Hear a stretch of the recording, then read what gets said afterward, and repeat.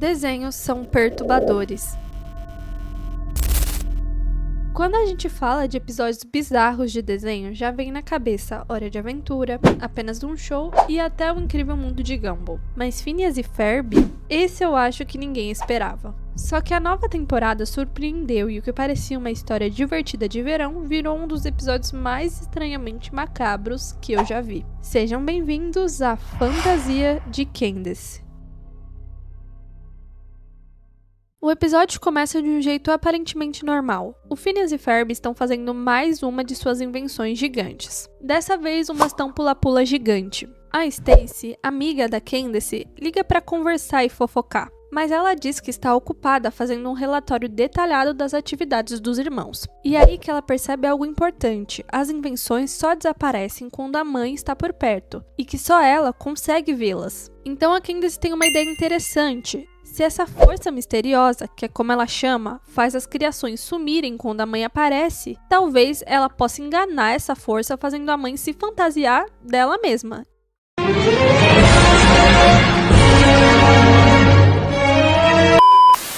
A Stacy, que ainda estava no telefone, lembra que o Buford tinha feito um molde da Candace em tamanho real uma vez. A Candace faz o link e topa na hora, combinando de encontrar com ela lá. O Perry recebe uma missão. O Doofenshmirtz não sai de casa há 36 horas e o Major queria que ele fosse lá investigar. Voltando pra Candace e pra Stacy, elas chegam na casa do Buford e é aí que o episódio começa a ficar realmente estranho. A garagem tá cheia de moldes, com bocas abertas, expressões congeladas. O Buford fala que tá fazendo molde de todo mundo da cidade, e quando abre um armário, tem vários moldes da Candace. O primeiro molde da Candace, o mais zoado, se chama Beatrice. Então ela pega uma das fantasias dizendo que vai servir pra mãe, e percebe que o Buford também tinha feito um molde da própria mãe dela. Então ela leva todos os moldes só por precaução. Ela também vai abrir uma portinha na garagem, onde ela pensa ter mais moldes de Candace.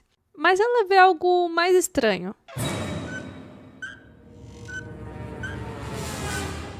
Eles vão embora e uma das fantasias, a própria Beatrice, fica presa numa lata ou num negócio, sei lá o que é isso. Enquanto isso, o Doofenshmirtz está brigando com uma gosma viva, resultado de uma das suas invenções malucas, o Revive Sobrinator, que revive as sobras secas da geladeira. De volta pra Candace, ela pede pro Buford testar a fantasia da mãe, porque eles também levaram essa fantasia. Isso era pra ela ver se o plano funciona. Ele veste o molde e a Candace coloca outra fantasia, uma da própria Candace, por cima da fantasia da mãe, pra ver como a mãe ficaria na fantasia, sacou? Ela até comenta que não fazia ideia de que o pescoço dela era tão longo, enquanto eles improvisam com uma vassoura pra segurar o molde. E claro, quando a falsa Candace aparece, as invenções dos meninos também surgem. Lá no Doofenshmirtz, ele tenta usar o reversor na gosma, mas ela foge pela cidade. Já a Candace está com todos os moldes e fantasias lá na casa dela, e todo mundo resolve usar. Quando a mãe chega, a Candace tenta convencer ela de que existe uma trend de tirar foto fantasiada de outra pessoa. A mãe dela hesita a princípio e sugere que Stacy tire a foto com a Candace, mas ela insiste e diz que é uma coisa de mãe e filha. A casa inteira estava cheia de Candaces diferentes, cada um com os traços e tamanhos diferentes de acordo com a pessoa que usasse, e cada uma é mais estranha que a outra. Só que no meio da confusão, a gosma do Doofenshmirtz chega na casa deles e ele ativa o reversor por acidente e atinge o molde número 1, a Beatrice, que estava presa naquela lata. O reversor funciona para reverter uma coisa, obviamente. Então, no caso da gosma viva, se ela fosse atingida pelo reversor, ela meio que morreria. Agora, quando o reversor atinge algo não vivo, aquilo ganha vida, certo? Certo. A gosma então tenta fugir pulando no bastão pula-pula gigante que os meninos fizeram, e ela acaba indo parar no espaço. Então é claro que quando a mãe finalmente aparece, a invenção já sumiu. O episódio termina com todos tirando uma selfie cercados das cópias de Candace, e na garagem de Buford, a mão da Beatrice se mexe.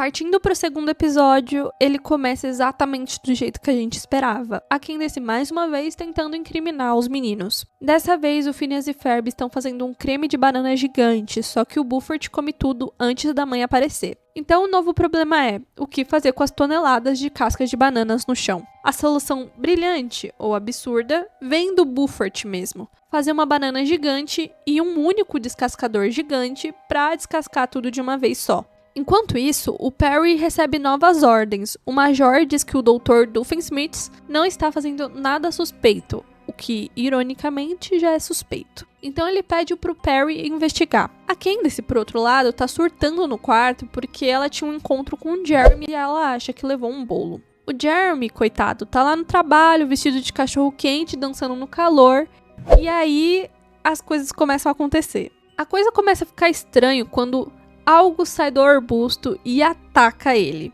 A fantasia da Candace, aquela mesma do episódio anterior, a Beatrice, voltou à vida e agora tá literalmente devorando as pessoas.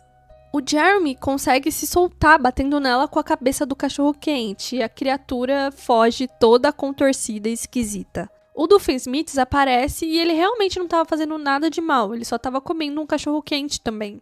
Ele entra num beco e começa a ouvir uns grunhidos estranhos e então ele foge, se escondendo no arbusto. Mas quando ele menos espera, ele olha pra cima e lá estava ela, que, bom, engole ele inteiro. O Jeremy, traumatizado, corre até a casa da Candace para contar que algo tentou comê-lo vivo. Enquanto isso, a mãe da Candace está dirigindo e vê a tal criatura andando na rua, e ela acha que é a filha dela, então ela dá uma carona. Dentro do carro, a fantasia começa a aprender o nome da Candace só de ouvir a mãe repetir. Candace!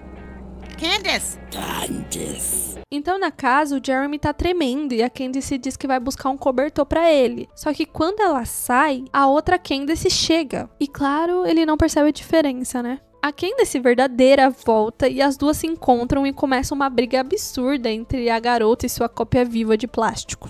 A Candace pede ajuda então pro namorado, mas ele não sabe qual é a namorada dele, Eles vão até o quintal onde o Phineas e Ferb estão testando o descascador de banana gigante. Todo mundo se reúne para tentar descobrir quem é quem. A verdadeira Candace ameaça os irmãos, dizendo que eles estão encrencados. Aí finalmente eles identificam quem é o original e quem é a cópia. A criatura consegue fugir, mas escorrega nas cascas de banana e vomita o Doofenshmirtz vivo. Aí, não satisfeita, a Beatrice tenta atacar a Isabela. Mas a Candace consegue impedir isso. Mesmo assim, ela consegue fugir novamente, correndo pela cidade de um jeito completamente doido e feio, e todo mundo vai atrás dela. O Buford tenta ajudar, guiando as pessoas pra longe, torcendo pra Beatrice não ser encontrada e capturada. Mas a Candace finalmente encontra a criatura num beco e as duas voltam a lutar. Então, quando ela volta, o Buford pergunta desesperado se a Beatrice estava bem, mas a Candace diz que não, sugerindo que ela tinha ido de vala. Então, eles vão voltar para casa como se tudo tivesse normal novamente, e é aí que a gente percebe que a Beatrice tinha devorado a Candace, e ela até diz que encaixou perfeitamente. Por um tempo, ninguém desconfia, mas depois o Jeremy começa a perceber algo, porque ela diz que vai ajudar o Phineas e Ferb. E é aí que ele entende que a verdadeira Candace jamais diria isso. Então ele engana a criatura, levando ela até o quintal, onde os meninos usam um descascador gigante para separar a fantasia da Candace da Candace. Depois que conseguem libertar ela, todo mundo quer se livrar da Beatrice, mas o Buford não deixa. Ele diz que ela tá viva e quem eram eles para tirar a vida dela. Então meio que todo mundo concorda e diz que ele tem um ponto. A criatura começa a murmurar e o Buford tenta traduzir porque, como ele disse, ele sabia um pouco de fantasia de Candace. Então a Beatrice conta que acordou sozinha, abandonada e tentou preencher o vazio de várias formas. Primeiro com um guaxinim, depois o lixo, qualquer coisa que fizesse ela se sentir parte de algo. Mas ela só conseguia se sentir como um monstro. Até que ela achou o seu primeiro hospedeiro humano. E que na verdade ela só queria uma vida, amigos, família, e quando ela viu a vida de Candace, ela percebeu que ela tinha tudo que alguém poderia querer. Então a Candace pede desculpa por tentar destruí-la, mas antes que o momento ficasse fofo, a Beatrice tenta comer o Ferb. No final, eles decidem que a Beatrice merece sim viver, mas em outro lugar, longe de todos, para que ela não pudesse ferir mais ninguém. No final do episódio, o grupo faz uma trilha até o Himalaia, onde vive o Klimpalum, que é um traje de banho mágico que também tem vida própria. E quando a Beatriz e ele se encontram, é amor pela primeira vista. E ela finalmente se sente vista. E assim termina um dos episódios mais absurdos e, de certa forma, romântico ou só muito interessante de Phineas e Ferb. Esse episódio basicamente é sobre um parasita com crise de identidade, porque a Beatriz quer tanto ser a Candace que acaba tentando viver a vida dela, literalmente sobre a pele dela. E é como se fosse uma metáfora meio doida sobre quando a gente tenta se encontrar copiando os outros, achando que isso vai preencher algum tipo de vazio. No fim, é uma história sobre querer pertencer, mas do jeito mais errado possível, tipo invadindo a vida alheia, comendo as pessoas e fingindo que tá tudo bem.